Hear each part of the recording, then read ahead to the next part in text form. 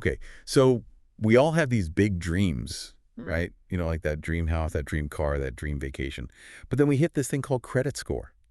Yeah, credit scores. It's amazing how much they affect, like, everything in your financial life. It's true. And to prove it, we've got some great research that we're going to dive into today, all about the impact of credit scores. It's really interesting stuff. We're going to uncover how credit scores really determine your financial outcomes. Exactly. And along the way, we'll be learning from real people and their experiences. And hopefully by the end, you'll have some actionable insights that can help you improve your own credit situation. Absolutely. So to start us off, we have this story of Alex. Oh, yeah, Alex's story. So Alex was ready to buy a house. He had his down payment ready and Yeah, everything. he's all set. But he kept getting denied for mortgages. Oh, no. And he couldn't figure out why. Yeah, that's a situation a lot of people find themselves in. They don't even realize how much their credit score matters until they hit a wall like that. Right. It's this big mystery. And so what happened with Alex? Well, it turned out that his credit score was the culprit. Ah, I see. He had a few missed payments, some high balances on his credit cards, and a pretty thin credit history. So all those things were affecting his score. Exactly. And each of those factors play a role in determining your overall creditworthiness. Wow. So let's unpack those factors a little bit. Sure. I think most people know that missing payments is bad, Right.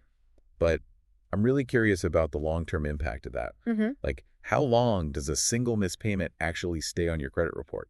So a single missed payment can actually stay on your report for 7 years. 7 years. Wow. Yeah, 7 years. And it's not just about the time it stays there either. The more recent the missed payment is, the worse it is for your score. So it's like this shadow that follows you around. Pretty much. Okay, so missed payments are a big deal. Got it. Definitely. Let's move on to credit card balances then. Okay. We always hear about keeping credit utilization low. Right. But how low are we talking here? Well, the ideal credit utilization ratio is generally considered to be below 30%. 30%. Okay.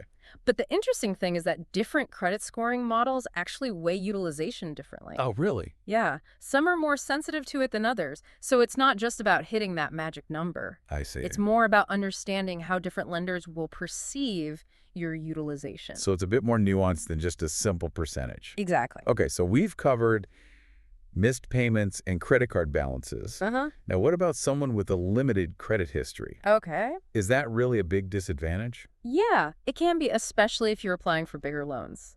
I see. Think of it like this. Lenders want to see that you have a proven track record. Okay. So a longer credit history gives them more data to look at. Uh-huh. They can analyze your borrowing and repayment habits and get a better sense of your creditworthiness. Right. So someone with a shorter history, even if they have perfect payments, there's still kind of a risk. In a way, yeah. Mm-hmm. They're more of an unknown. So it's like building trust with these lenders over time.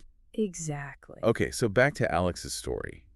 He didn't just sit back and accept his bad credit score. No, he didn't. He actually took action and made some serious improvements. That's right. What were some of the steps he took? Well, he started with the basics. He set up automatic payments for all of his bills. Oh, that's smart. Yeah, it's a really simple change, but it makes a huge difference. It prevents those accidental missed payments. Right, because those really hurt. Exactly. So automatic payments, that's one. Yeah. What else did he do? Well, he also focused on paying down his debt, Okay. but he went beyond just the usual snowball or avalanche methods. Interesting. So what did he do? He actually explored debt consolidation. Oh. So that's where you take out a new loan with a lower interest rate and use it to pay off multiple high-interest debts. I see. It simplifies things, and it can potentially save you a lot of money on interest. That makes sense. And is there anything else he looked into? Yeah, he also considered balance transfer credit cards. Oh, right. Those offer a 0% introductory APR period. Right. So it gives you some time to pay down the debt without accruing more interest. Wow. So many different tools and strategies out there. Yeah, there really are. It's great that Alex was able to find ones that worked for him. Definitely. Okay, so last piece of the puzzle for Alex. He really tried to avoid unnecessary credit inquiries. Oh, yeah, that's important. Can you explain why that is? Sure. So each time you apply for credit, there's something called a hard inquiry that gets put on your credit report. Uh-huh. And if you have too many of those in a short period, it can actually lower your score.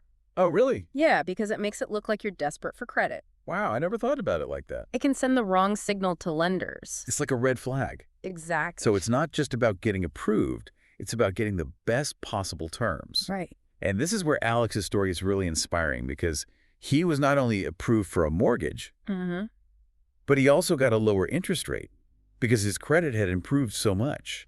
Exactly. And over the life of a 30-year mortgage, that can save you tens of thousands of dollars. Yeah, that's amazing. It really adds up. So the key takeaway here, it seems like credit scores really do have this huge impact on your overall financial well-being. They really do. But the good news is that they can be improved. Absolutely. And those improvements can lead to some serious savings and open up so many opportunities. It's all about understanding the factors involved and taking those proactive steps to build a strong credit profile. Exactly. And on that note, I have a challenge for you listening right now. What's one action you can take this week to start optimizing your credit? Could it be exploring debt consolidation, setting up automatic payments, or finally checking your credit report? It's up to you. The power to shape your financial future is in your hands. That's so true. All right, that's it for our deep dive today. Thanks for listening.